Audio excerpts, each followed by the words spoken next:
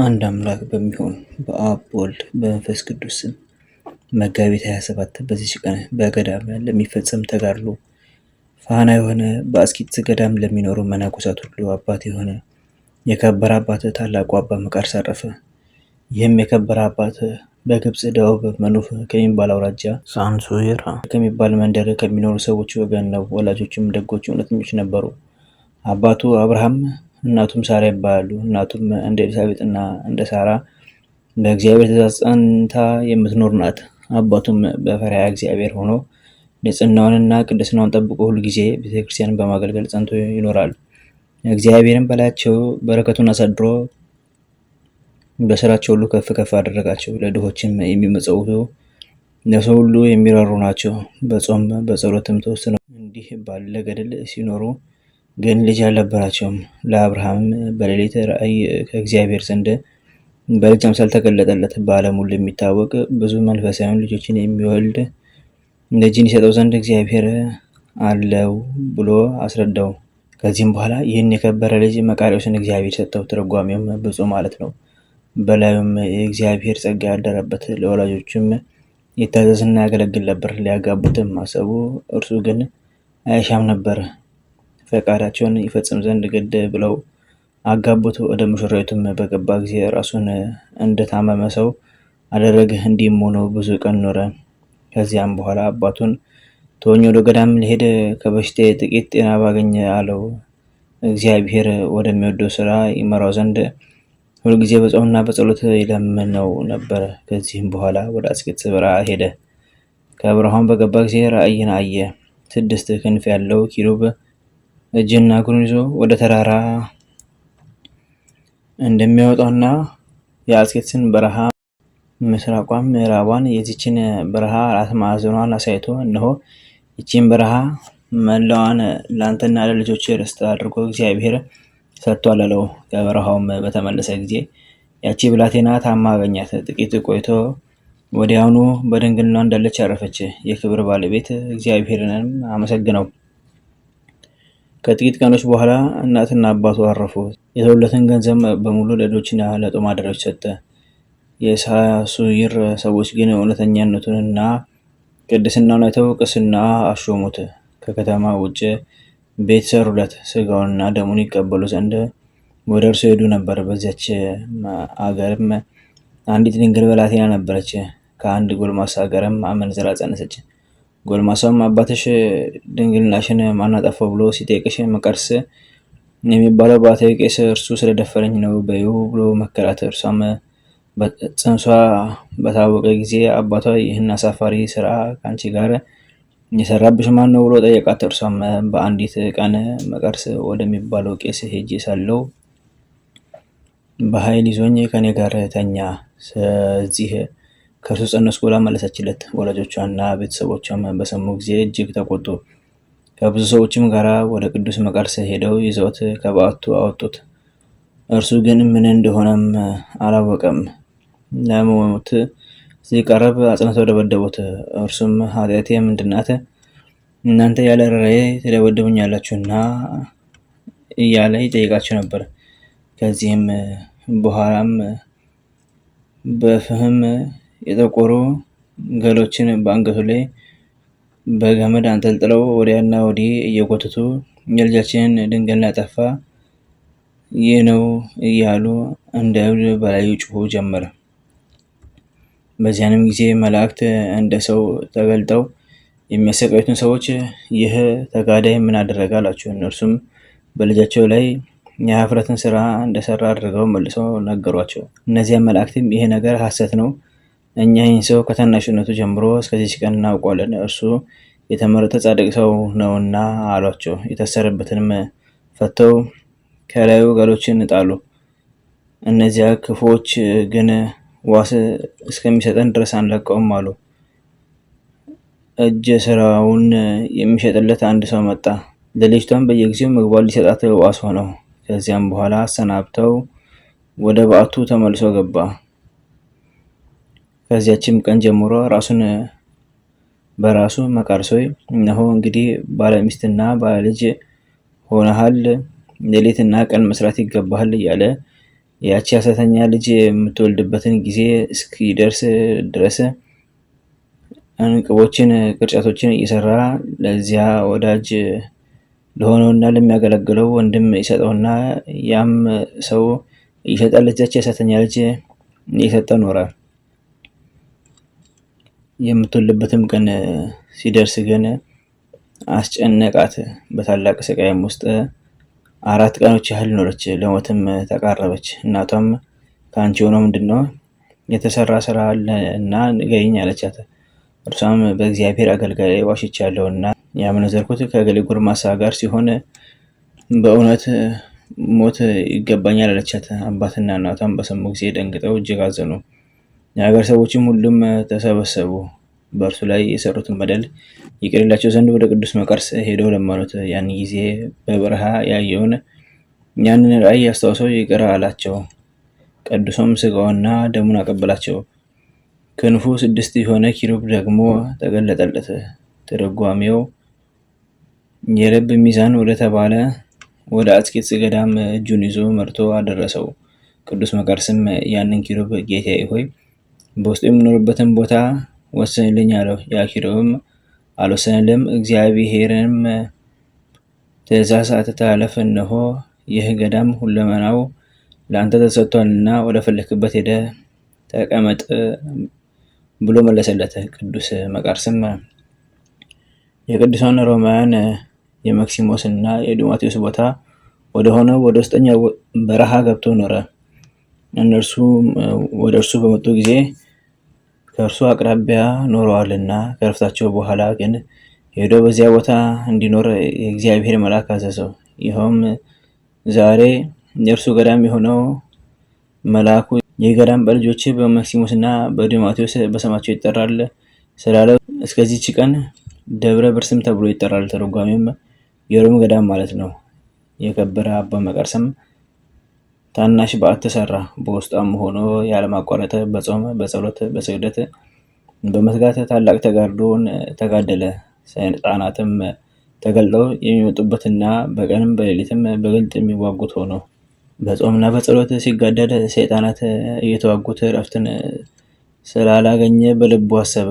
በዓለም ውስጥ ሳለው የቅዱስ አባ እንጦንስን ዜና ሰምቻለሁና የምንኩስናን ሥርዓት ያስተምረኝና ይመራኝ ዘንድ ተነስቼ ወደ እርሱ ልሄድ የረከሱ ሰይጣናት የመከሩትን ምክራቸውን እገለብጥ ዘንድ እርሱ እውቀትንና ማስተዋልን ይሰጠኛል አለ።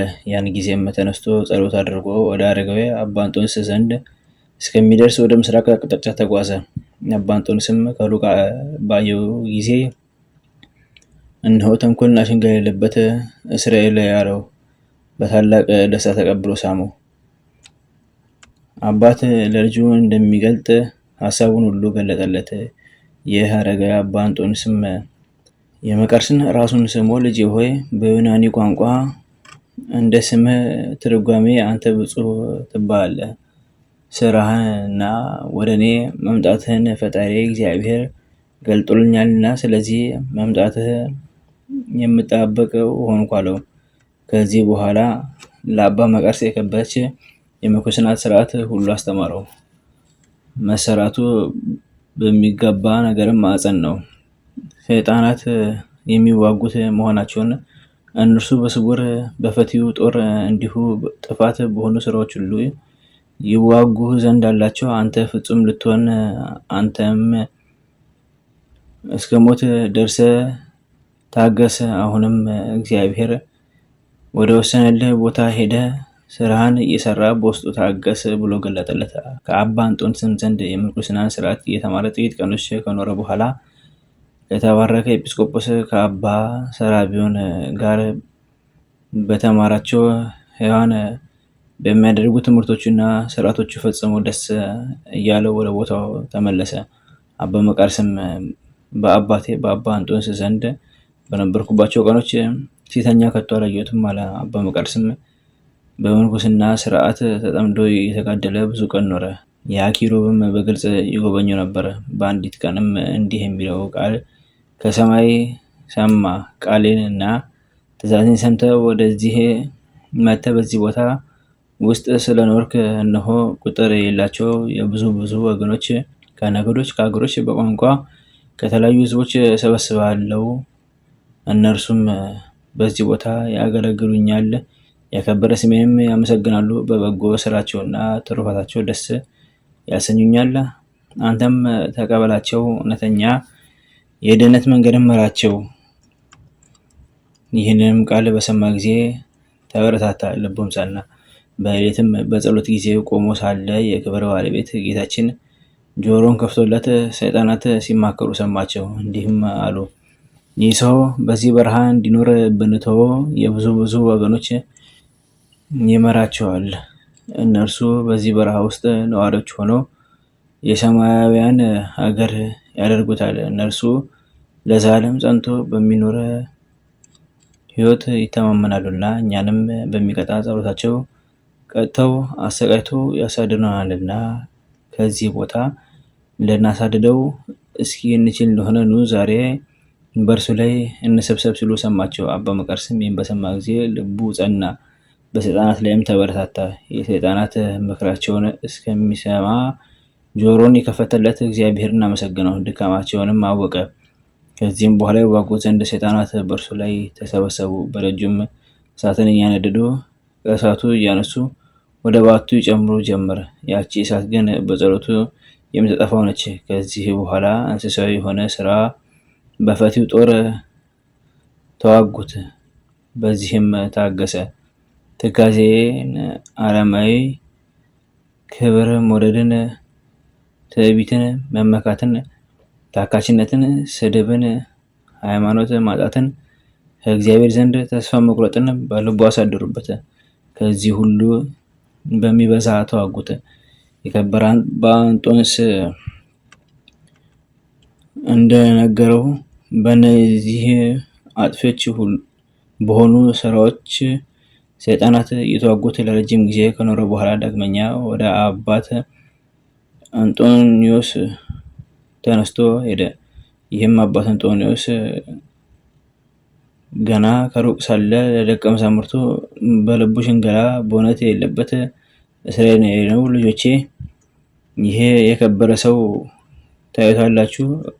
እርሱ ለብዙ ወገኖች የቀና የጽድቅ በትርና ረጅም ዓላማ ይሆን ዘንድ አለውና ከአሸናፊ እግዚአብሔር አፍ የተገኘ ጣፋጭ ፍሬ ይሆናል አለ። ወደ ቅዱስ አባ አንጦኒዮስም በቀረበ ጊዜ በምድር ላይ ሰገረለት። በፍጥነትም ቀና አድርጎ ሳመው። ፊቱ እንደ በሽተኛ ፊት ተለውጦ አይቶታልና፣ ይኸውም ሰይጣናት አብዝተው ስለተዋጉት ነው። ከዚያም ጸሎት አድርገው በአንድነት ተቀመጡ። አባት አንጦኒዮስም ደስታ በተሞላ ቃል ልጄ መቃርስ በደህና አለህን? አለው። ቅዱስ መቃርስም እንሆ ከኔ የሆነውን ሁሉ እግዚአብሔር ቀድሞ ገልጦልሃል ብሎ መለሰለት። እርሱም ያን ጊዜ አስተማረው፣ አጽናናውም፣ እንዲህ ብሎ መከረው። መንፈሳዊ ጥበብን ለሚሹ ለብዙ ወገኖች መምህራን እንድንሆን ይቺውም መንኩስና ናት። ከጠላታችን በላያችን የሚመጣብንን መከራ ሁሉ ልንታገስ ለእኛ የሚገባ ነው። ልጄ መቃርስ ሆይ ውሃ ለመቅዳት ስትሄድ እግዚአብሔር የነገረህን ያንን ቃል አስብ አለው። ቅዱስ መቃርስም ሰምቶ እጅግ አደነቀ። የተሰወሩ ስራዎቹ ለከበረ አባት ለአንጦኒዮስ የተገለጡለት እንደሆነ አወቀ። በእርሱ ዘንድም የተማረና በረከትንም የተቀበለ ብዙ ቀኖች ኖረ። ከዚያም የከበረች አስኬማን ያለብሰው ዘንድ ፈለገ። አባ አንጦኒዮስም በላዩ ጸለየ፣ እርሷን አስኬማይቱን አለበሰው። ስለዚህም የከበረ አንጦኒዮስ አባት ተባለ። ዳግመኛም ወደዚህ ወደ እኔ መምጣትን ቸል አትበል፣ እኔ ከጥቂት ቀኖች በኋላ ወደ እግዚአብሔር ሄዳለሁና አለው። አባ መቃርስም የሚል ነገር በሰማ ጊዜ ተነስቶ ሰገደለት። መንፈሳዊ በረከቱን ይቀበል ዘንድ ከእርሱ ዘንድ እንዲኖር ለመነው። እርሱም ተቀመጠ አለውና ተቀመጠ። ዳግመኛም አባ አንጦኒዮስ ከጥቂት ቀኖች በኋላ ሰይጣናት በእኔ ላይ እንዳደረጉት በግልጥ ከተዋጉህ በኋላ ከዚህ ከክፉ ሀሳብ ውጊያ እግዚአብሔር ያሳርፍሃልና በርትተህ ታገስ። እስከ እድሜው ፍጻሜ ከአንተ ጋር ሆኖ እንዲረዳህ እግዚአብሔር ያደረገውን ጠባቂህን መልአክ እንዳታሳዝነው ተጠብቃለሁ። ከዚህም በኋላ አባ አንጦኒዎስ ለአባ መቃርስ በትሩን ሰጠው። በመንፈሳዊ ሰላምታም ተሰናብቶ ታረፈ። ስጋውንም ማንም በማያውቀው ስውር ቦታ ቀበረው። የከበረ አባ መቃርስም ወደ ቦታው ተመልሶ በአስኬትስ ገዳም ተቀመጠ። ዜናውም በአራቱ ማዕዘን ተሰማ። እግዚአብሔርም በእጆቹ አስደናቂዎች ታምራትን አደረገ። ከእነርሱም አንዱ የአንጾኪያ ንጉሥ ርኩስ መንፈስ ያደረባትን ልጁን ወደ እርሱ ላካት። እርሷም በጎልማሳ አምሳል ሆና ወደ እርሱ መጣች። እርሱም አወቀ፣ አድኖ ወደ አባትና እናቷ ሰደዳት። እርሱም ብዙ ወርቅና ብር በላከለት ጊዜ ምንም አልተቀበለም። ሁለተኛም አውሲም በሚባል ሀገር አንድ መነኩስ ነበረ። ስቶ ትንሣኤ ሙታን የለም አለ። ብዙዎችም ሰዎችን አሳታቸው። የአውሲም ኤጲስቆጶስም ወደ አባ መቃርስ ሄዶ የእርሱን ሕዝቦች እንዳሳታቸው ነገረው። እንዲረዳውም አብዝቶ ለመነው። አባ መቃርስም ተነስቶ ከዚያ ኤጲስቆጶስ ጋር ወደ ሀገረ አውሲም ደርሶ ያንን ርኩስ መንፈስ ያደረበትን ባህታዊ መነኮስ ተገናኘው። ስለ ትንሣኤ ሙታን በተነጋገረው ጊዜ ይህ ባህታዊ የሞተ ሰው ከመቃብር ካላስነሳ እኔ አላምንም ብሎ መለሰለት። አባ መቃርስም ወደ ክብር ባለቤት ወደ ጌታችን ኢየሱስ ክርስቶስ ጸለየ። ያን ጊዜም አንድ ምውት ከሙታን ተለይቶ ተነሳ። ሰውየውም ከቀደሙ ከሃዲያን ወገን ነው። ያ ባህታዊም አምኖ ከስህተቱ ተመለሰ። እንደ እርሱም የሳቱ ሁሉም ተመለሱ። ያ ከሙታን ተለይቶ የተነሳውም የክርስትና ጥምቀትን ያጠምቁ ዘንድ አባ መቃርስን ለመነው። እርሱም አጥምቆ የምንኩስና ልብስ አለበሰው። 7 ዓመትም ኖሮ አረፈ። ከዚህም በኋላ የከበረ አባ መቃርስ ተመልሶ ከእርሱ አስቀድሞ በዚያ በረሃ ውስጥ ሰው እንዳለ ያይ ዘንድ ወደ በረሃ ውስጥ ዘልቆ ገባ። ራቁታቸውን የሆኑ 2 ሰዎችን አይቶ ፈራ፣ የሰይጣን ምትሃት መስሎታልና። አልቦት ባሪቦን ብሎ ጸለየ። ይህም አቡነ ዘበሰማያት ማለት ነው። እነርሱም በሰሙ ጊዜ ጠርተው መቃርስ አትፍራ። እርሱም በበረሃ የሚኖሩ ቅዱሳን እንደሆኑ አውቆ ወደ እርሳቸው ቀርቦ እጅ ነሳቸው። እነርሱም በዓለም ስላሉ ሰዎች ስለ ስራቸው ጠየቁት። እርሱም በቸርነቱ እግዚአብሔር በሁሉም ላይ አለ ብሎ መለሰላቸው።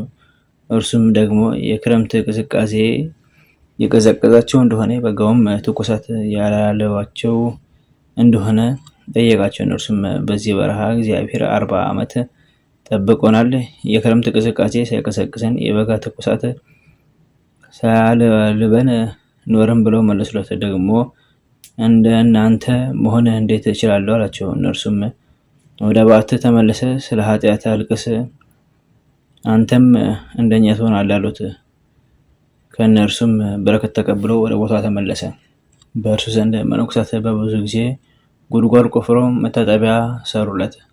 ሊታጠብ በወረደ ጊዜ ሊገድሉት ሰይጣናት በላዩ አፈረሱት። መነኮሳትም መጥተው አወጡት። እግዚአብሔርም ከዚህ ዓለም መከራ ሊያሳርፈው በወደደ ጊዜ ሁልጊዜ የሚጎበኘውን ኪሩብን ወደ እርሱ ላከ። እርሱም እኔ ወደ አንተ መጥቼ ወስድሃለሁና ተዘጋጅ አለው። ከዚያም በኋላ አባ አንጦኒዎስና የቅዱሳን አንድነት ማህበር ሰማያዊን የሆኑ የመላእክትንም ሰራዊት በእግዚአብሔር እጅ ነፍሱን እስከሰጠ ድረስ ያይ ነበር። መላ የእድሜውም ዘመን 97 ሆነ። የቅዱስ መቃርስ ነፍስ ወደ ሰማይ ስታደርግ እንዳየ በዚህ ነገር ደቀ መዝሙሩ አባ በብኑዳ ምስክር ሆነ። ሰይጣናትን እንደሰማቸው የተከተሉት መቃሪ ሆይ አሸነፍከን እያሉ ሲጮሁ እስከዛሬ ገና ነኝ አላቸው። ወደ ገነትም ሲገባ መቃሪ ሆይ አሸነፍከን ብለው በታላቅ ድምፅ ጮሁ። የክብር ባለቤት ፈጣሪ ኢየሱስ ክርስቶስ ይመስገን፣ ስሙ ይባረክ፣ ከእጃቸው ያድነኝ አላቸው ብሎ መስክሯል። የስጋው ፍልሰት እንዲህ ሆነ። እርሱ በሕይወት ሳለ ስጋውን እንዳይሰውሩ ልጆቹን አዟቸው ነበር። የሀገሩ የሳሱይርም ሰዎች መጥተው ለደቀ መዝሙሩ ለዮሐንስ ገንዘብ ሰጡ። ይህንንም ስለ ገንዘብ ፍቅር መክረውና ይገስጸው የነበረ ገንዘብ ከመውደድ ተጠበቀ የሚለው ነው። እርሱም መርቶ የቅዱስ አባ መቃርስን ስጋ አሳያቸው። ወደ ሀገራቸው ሳይሱር ወሰዱት። እስከ አረብ መንግስት 160 ዘመን በዚያ ኖረ። ደቀ መዝሙሩ ዮሐንስን ግን ገንዘብ ስለመውደዱ ዝልጉስ ሆነ። ከዚህ በኋላ ልጆቹ መነኮሳት ወደ ሀገሩ ወደ ሳይሱር ሄዱ። የከበረ አባት አባ መቃርስ ስጋ ሊወስዱ ፈለጉ። የሀገር ሰዎች ከመኮንኑ ጋር ተነስተው ከለከሏቸው። በዚያችም ሌሊት የከበረ አባ መቃሪ ለመኮንን ተገልጦ ተወኝ፣ ከልጆቼ ጋር ሊሄድ አለው። መኮንኑም መነኮሳቱን ጠርቶ የአባታቸውን ስጋ ተሸክመው ይወስዱ ዘንድ ፈቀደላቸው። በዚያንም ጊዜ ተሸክመው አክብረው ወሰዱት። በብዙ ምስጋና በመዘመርም እግዚአብሔርን እያመሰገኑ ነሐሴ 19 ቀን በቤተ ክርስቲያን ውስጥ አኖሩት። ከእርሱም ታላላቅ ድንቆች ታምራቶች ተገለጡ። አማላጅነቱ በጸሎቱ የምትገኝ በረከቱ ከሁላችን የክርስቲያን ወገኖች ጋር ለዘላለሙ ትኑር አሜን። በዚችም ቀን የክብር ባለቤት ጌታችን ኢየሱስ ክርስቶስ ስለ ዓለም ድህነት በስጋ ተሰቀለ። ፈጣሪዋ በእንጨት መስቀል ላይ ተዘርግቶ ተሰቅሎ ባየችው ጊዜ ፀሐይ ጨለመች። እርሱም ከእመቤታችን ከቅድስት ድንግል ማርያም የነሳትን ለባዊት ነባቢት የሆነች ነፍሱን ከስጋው ለያት። ሐዋርያ ጴጥሮስ በስጋ ምውት ሲሆን በመለኮት ሕያው ነው እንዳለ ነፍሱን ከመለኮት ሳትለይ ከስጋ ተለየች። በዚያ ጊዜ ስጋ ከመለኮት ሳይለይ በእንጨት መስቀል ላይ ተሰቅሎ ነበር። እንዲሁም ነፍስ ከመለኮት ጋር አንድ ሆና እስረኞች ነፍሳትን ተፈታቸው ዘንድ ወደ ሲኦል ወረደች። እርሱ ከሰማያት በላይ ከፍ ከፍ ያለ ልዑለ ባህሪ ከአብ ከመንፈስ ቅዱስ ጋር በጌትነቱ ዙፋን ተቀምጦ ያለ ለእርሱ ምስጋና የክብር ክብር ገንዘቡ የሆነ ራሱን ሰውቶ ያዳነን የመንግስቱ ደጆች በፍሳሽ ደግሞ የከፈተልን ለእርሱ ስግደት አምልኮ ይገባል ለዘላለሙ። የመስቀሉም በረከት በላያችን ይደር አሜን። በዚችም ቀን የኢትዮጵያ ንጉሥ ሰማዕት ገላውዴዎስ አንገቱን የተቆረጠበት ነው። ይህም ቅዱስ በተግሳጽ በምክር በፈሪሃ እግዚአብሔር አደገ። አባቱ ንጉሥ ልብነ ድንግል ሃይማኖቱ የቀና ነበርና በዘመኑም የእስላም ወገን የሆነ ስሙ ግራኝ የሚባል ተነስቶ አብያተ ክርስቲያናትን አጠፋ። ከንጉሥ ልብነ ድንግል ጋራ ጦርነት ገጠመ። ንጉሱም ወግቶ መመለስ ቢሳነው አርበኞች ሰራዊትን እስከሚሰበስብ ከእርሱ ሸሸ። በስደትም እያለ በድንገት ታሞ ሞተ። ይህም አመፀኛ የኢትዮጵያን ሀገሮች ያጠፋ 15 ዓመት ያህል ኖረ። ከኢትዮጵያም ህዝቦች የሚበዙትን ማርኮ ከቀናች ሃይማኖት አውጥቶ የእርሱ ሃይማኖት ተከታዮች ያደረጋቸው። በመመካትም እንዲህ አለ፣ ሀገሮቹን ሁሉ ግዛቶቼ ስላደረኳቸው ከእንግዲህ የሚቃወመኝ የለም። ከዚህ በኋላ እግዚአብሔር ይህን ቅዱስ ገላውዴዎስን አስነሳ።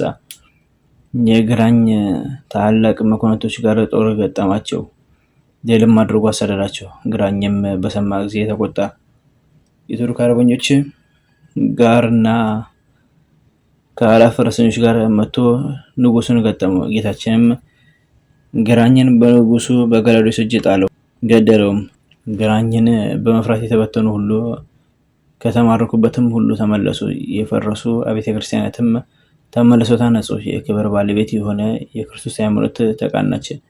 ከዚህም በኋላ ከእስላሞች ወገን አንዱ ከብዙ አርበኞች ሰራዊት ጋር መጣ። በመድኃኒታችን የስቅለት በዓል ከጥቂት ሰዎች ጋር ተቀምጦ ሳለ በድንገት ንጉሱን ተገናኘው።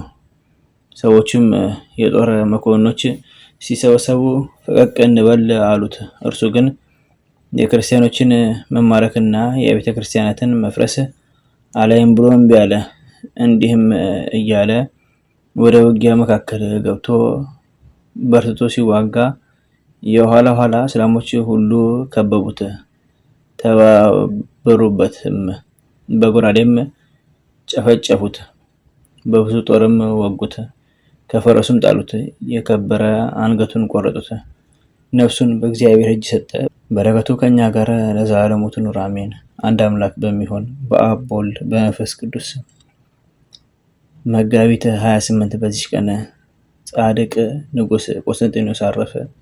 ዘአቅረብኩ ማሕሌተ ዘኪ አእላፈ እምሕፀምዱከ ዘልፈ ለላነብብቶ ከብዜኔት መጽሐፈ እንተርእሰከ እግዚኦ ጸሪቀ እምነቱ ኩፈ እምእላቡ ወለዘተርፈ ነቢያት ቅዱሳን ሐዋርያት ሰባክያን ሰማዕታት ወጻድቃን ደናግል አዲ ወመነኮሳት ሄራን ባርኮ ወሰቲ መካን እስከ ረጀሊ ቆኑ ሕፃን ለተጻፉ በክርታስ ወለዛ ጻፉ ዘደርስ ወለዛ አምቦስ ተረጎመ ሣድስ ወለሰማ ቃሎ በስነፈስ ጸሎተ እሙ ማርያም ማረቂተ ኩሉ እንባስ ህቡር የማረን ኢየሱስ ክርስቶስ በቅዱሳኑ ጸሎት ጠብቀን በረከታቸውም ከኛ ጋር ትኑር። ኦ አምላክነ በከመ ንትቀ ወአኮ በከመ አምሳነ አቡነ ዘበሰማያት